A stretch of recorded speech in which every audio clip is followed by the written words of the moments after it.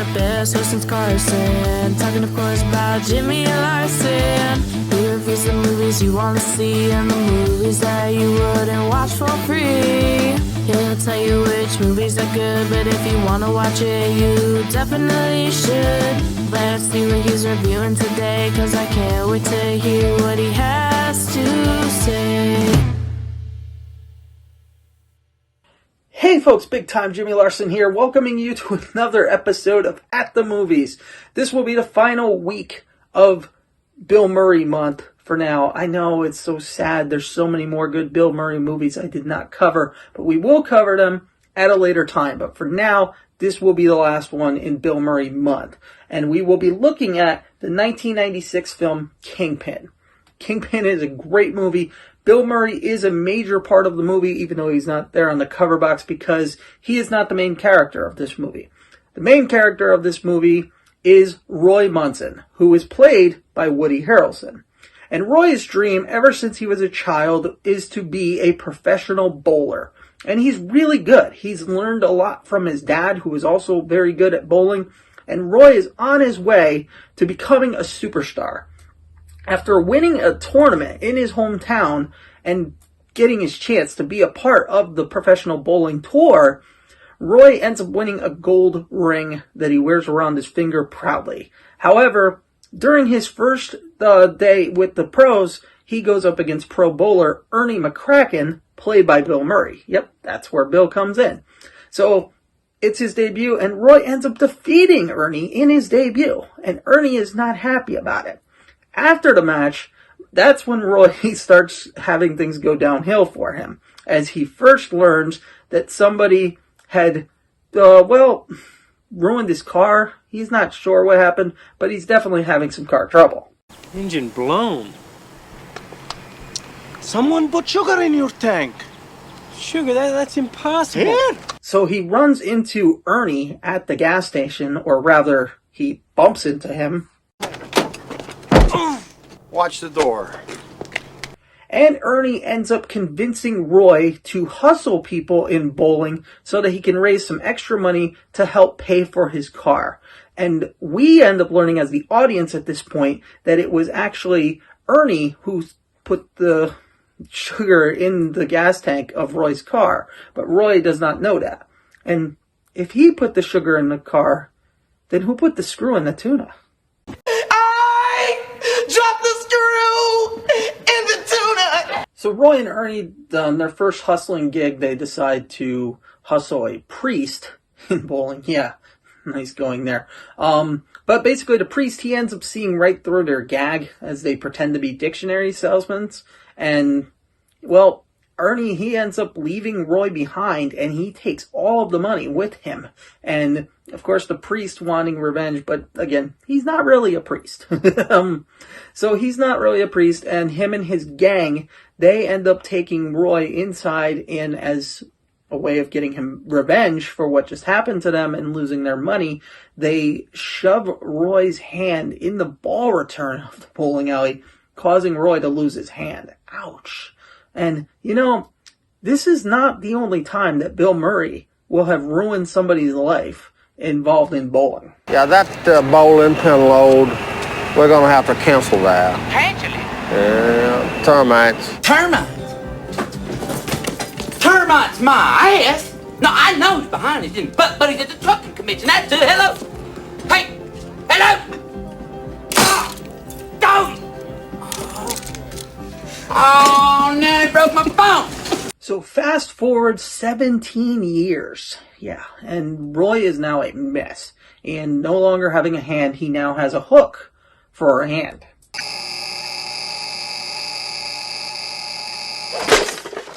However, Roy's luck is about to change when he finally meets Ishmael, played by Randy Quaid. Struck a hell of a ball. But I bet when you're off, you leave a lot of buckets. Excuse me? Buckets, 3, 5, 6, and 9.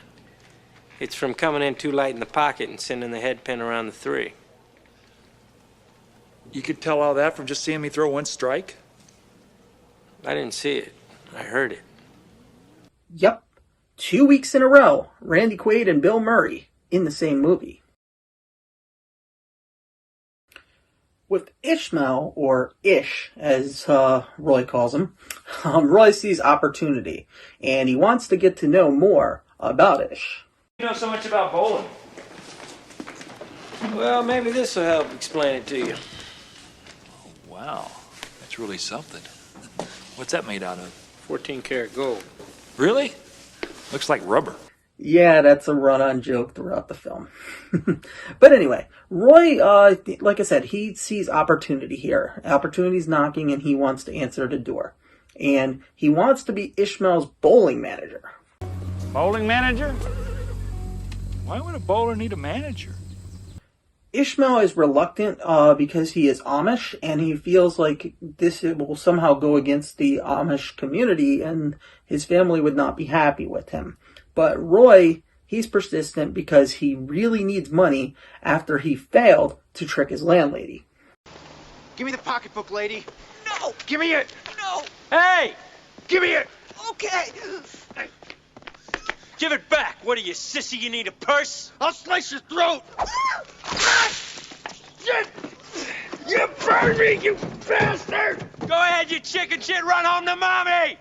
Yeah, so he appears to have saved her from a mugger, but in the words of Mr. Beefy from Little Nicky, it's a setup. Look, I didn't know you were gonna use a knife. I'm just trying to buy a little extra time. I don't want to give her a coronary. I had to make it look real, didn't I?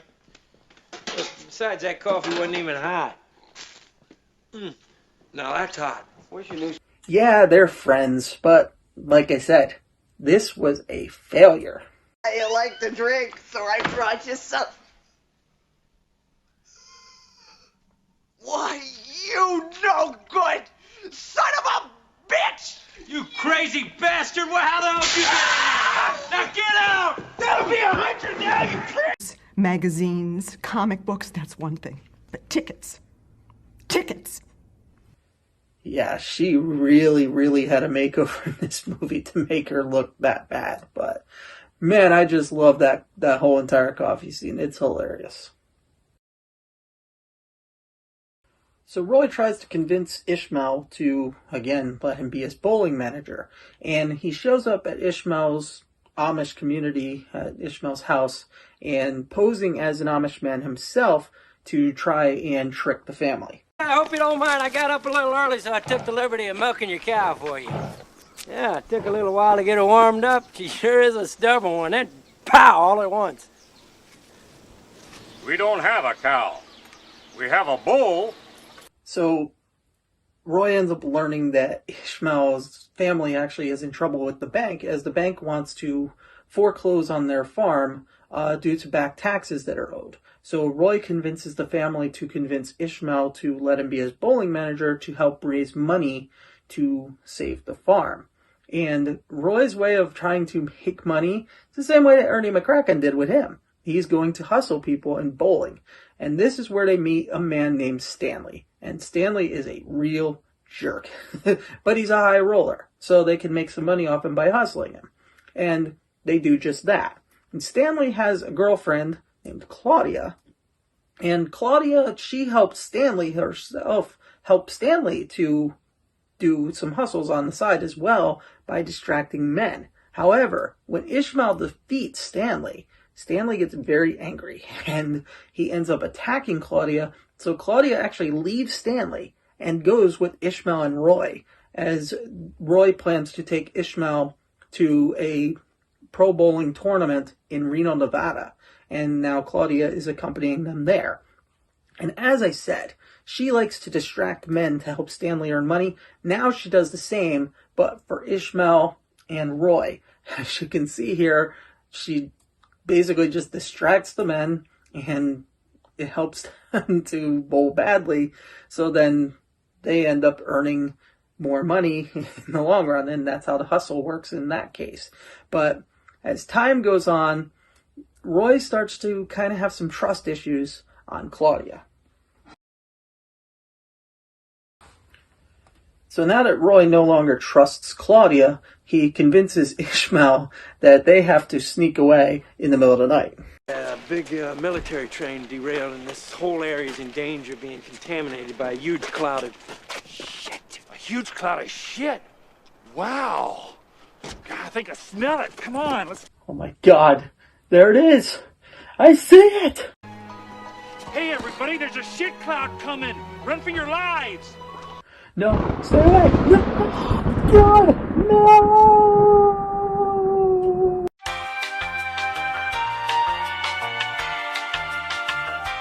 So Ish runs away as Roy and Claudia, they start to patch things up.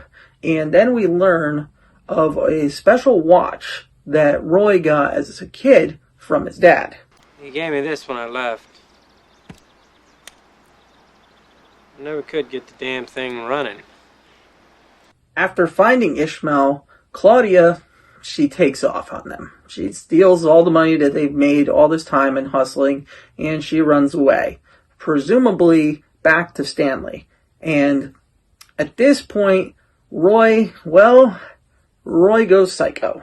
Who you calling a psycho? I didn't say anything to you. But then, opportunity, once again, comes knocking. I will pay you $1 million to sleep with your friend here. $1 million, one night, cash.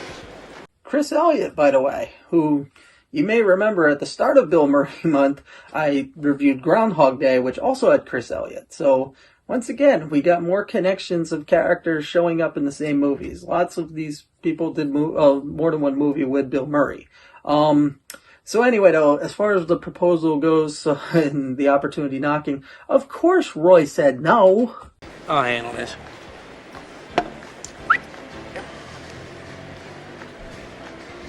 Oh, calm down. The whole thing was a dream sequence. It was never even a proposal, and no, I didn't show you the whole clip of how extreme that clip actually is, but no, he didn't sleep with his friend, so we're good. However, Ish ends up having an altercation with Ernie, and he ends up breaking his hand in the process, and now he can't bowl. But he convinces Roy to bowl in the Reno, Nevada tournament, despite Roy having the rubber hand. And I will say this, Roy sure can cut an interview. So Roy, let me ask you, what have you been doing all these years? Well, after the hand, there was the 80s, for a while, drinking. Yeah, a lot of drinking. Are you still drinking? No, I don't, that's behind me now. Why are you buying? Maybe instead of an interview, he should be having an intervention. But Roy ends up making it to the finals of the tournament. And wouldn't you know it, he's up against Big Ernie McCracken. Yep, once again, against Ernie McCracken. And I'll say this about the final match, he sure knows how to make an entrance memorable. And take a look at that focus on Roy's face. He is ready for this match. Oh, a nasty spill. And in the end, you know that Roy ends up beating Ernie because, after all, that's the happy ending. And of course, they're always going to go for the happy ending. They're always going to want it to be a happy note to end the movie. And wait, what?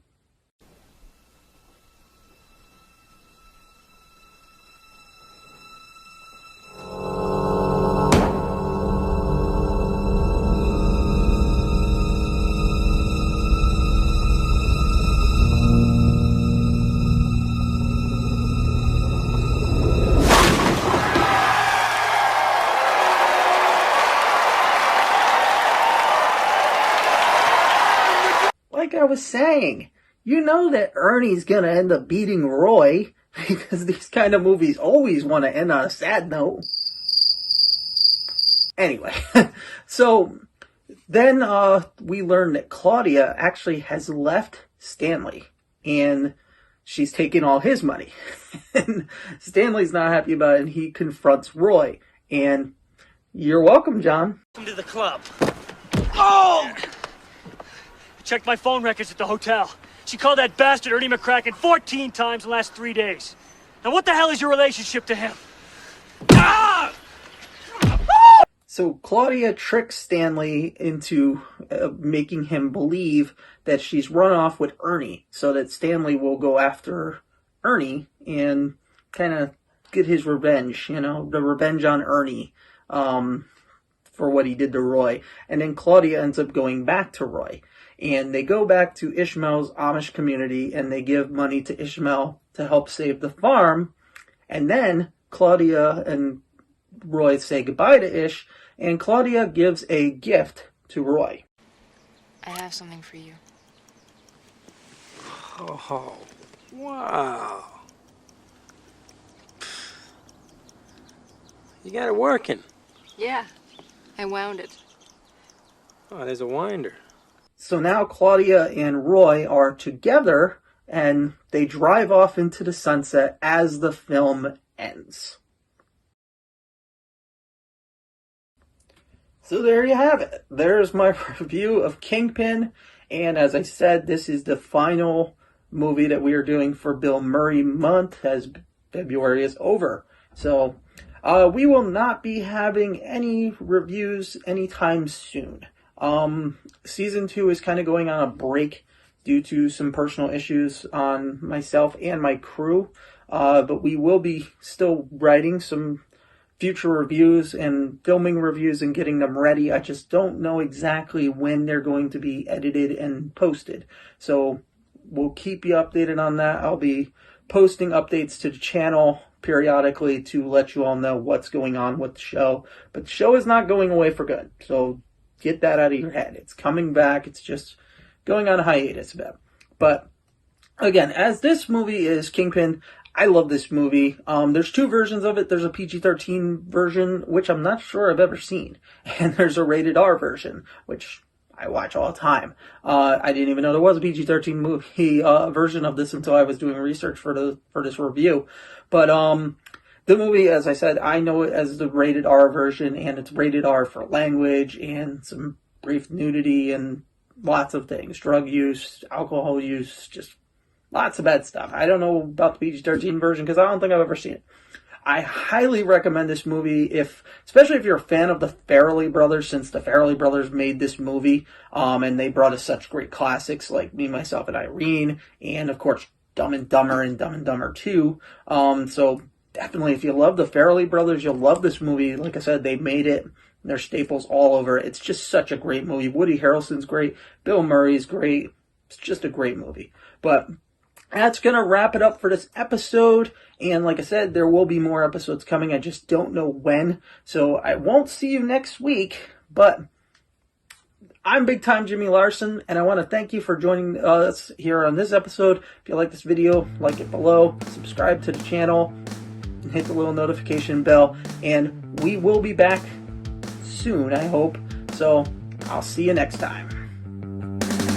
Get ready for the best with since Carson. Talking of course about Jimmy and Larson. He reviews the movies you want to see and the movies that you wouldn't watch for free. He'll tell you which movies are good, but if you want to watch it, you definitely should. Let's see what he's reviewing today, cause I can't wait to hear what he has